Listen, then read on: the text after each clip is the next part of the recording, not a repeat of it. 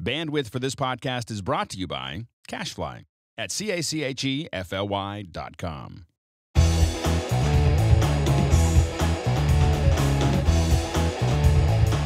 Welcome to Mac Break Studio. I'm your host, Brian Gary, and I'm joined by, once again, my nephew, Josh Henry, who's branched out. He's got his own company now called Phoenix Solutions. You do a lot of repair and service work on both Macs and PCs.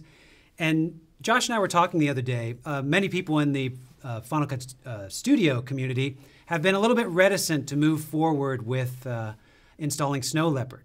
But when you and I have been talking, you've kind of shown me a few things that actually might be worth at least creating a test environment. That even though they may not be directly involved with the Final Cut Studio apps, having some of the things that Snow Leopard brings to the table from just a post-production standpoint might be worth it.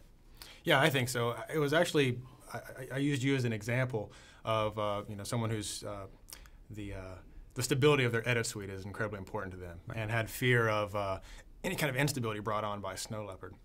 And Snow Leopard has actually been great so far on all my machines, and it has a few little things that needs to be worked out here and there.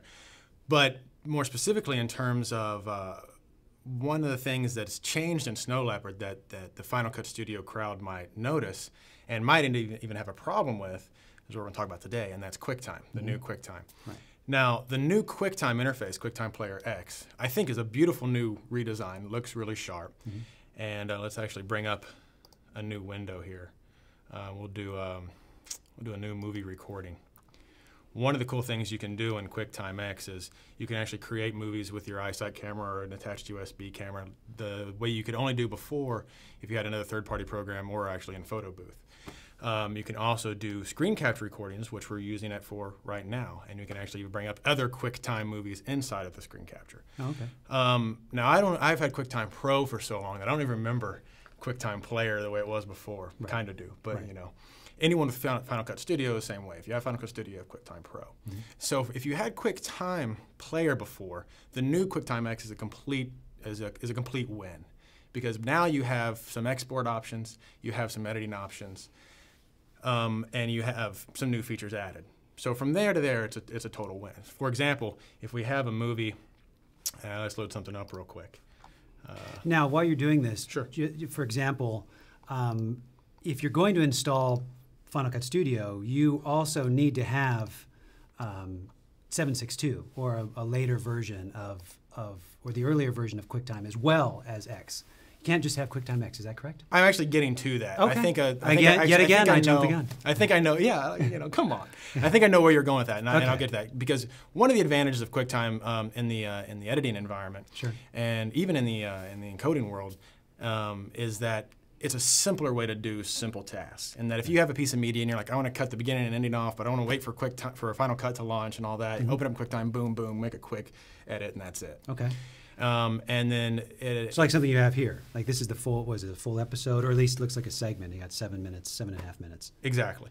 And one of the things you can do now in QuickTime X is if I want to export this for my iPhone, then I go to Share, iTunes, and I have these formats to choose from. Oh, that is pretty cool. Yeah. So, but the good and bad of it, I also have Mobile Me, Gallery, YouTube. So I have some nice kind of presets for certain devices. Yeah. Fast and dirty. Exactly. But and if that's the limit, if you're not Brian Gary and that's the limit of your encoding knowledge, then that's great because that makes it really simple and easy. Mm-hmm. And in terms of editing, you'll see now on the edit screen, instead of all the options you had before, we just have trim. If you're an iPhone 3GS user, this looks really familiar. Right. This is actually the same edit bar that you have in the iPhone 3GS. Oh yeah. And you just drag your ends and you drag your ends. That was a great one. And then you make your clip, and that's it. But it's pretty much just a clean off the ends kind of edit. Sure. There's no real cut from the middle, paste over here.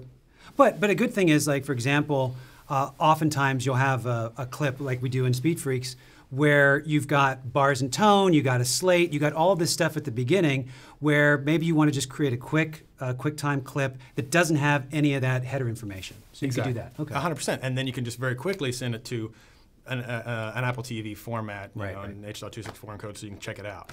So that's well and good, and that's why I say it's a total win if you're coming from QuickTime Player. Now, if you're coming from QuickTime Pro, And let's say you do know your stuff, and you're used to those, especially on the encoding end and the exporting end. Yeah. Exactly. You see those export options aren't there anymore. Okay. And that's really all that you have are those 3 presets in the share menu. And a lot of those edit functions are gone. Even if you wanted to do the QuickTime movie here, the very dirty cut this and paste it into that, all that's gone. Wow. So the good news, though, is unlike remember when the new iMovie, I think iMovie 8 came out, and it was so different from iMovie HD that you had both after the install. Right.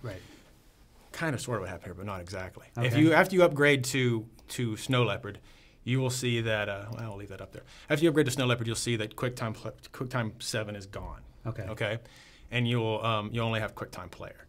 The thing you can do is you pop your Snow Leopard disk back in. Let's pull up the window here. You go to Optional Installs. Right. Please hold. Well, it takes forever to read this disk. It's this new spinning wheel of work. Yeah. Optional Installs. And yada, yada, yada. Yeah, I agree to whatever Apple wants me to. That's always a good. That's the Steve Martin policy. Just always click OK. Yeah. Whatever Apple says you should do, just do that.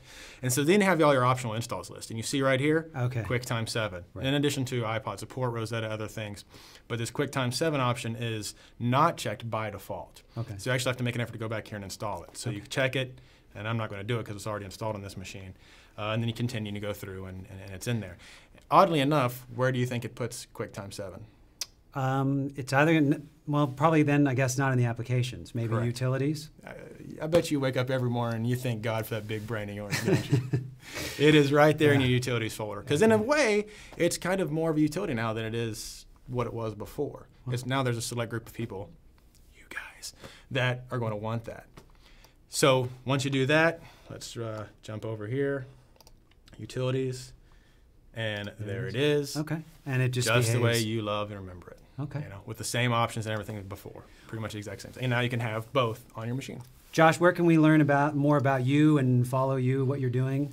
Well, my company's website, Phoenix Solutions, is phoenixsolutions.biz, and it's F-E-N-I-X, so not like the city at all.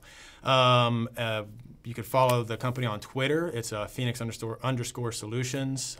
Facebook is facebook.com/Phoenix Solutions. So become a fan, and that kind of stuff. Yeah, and just I usually do a lot of Apple updates and just little things here and there. Yeah.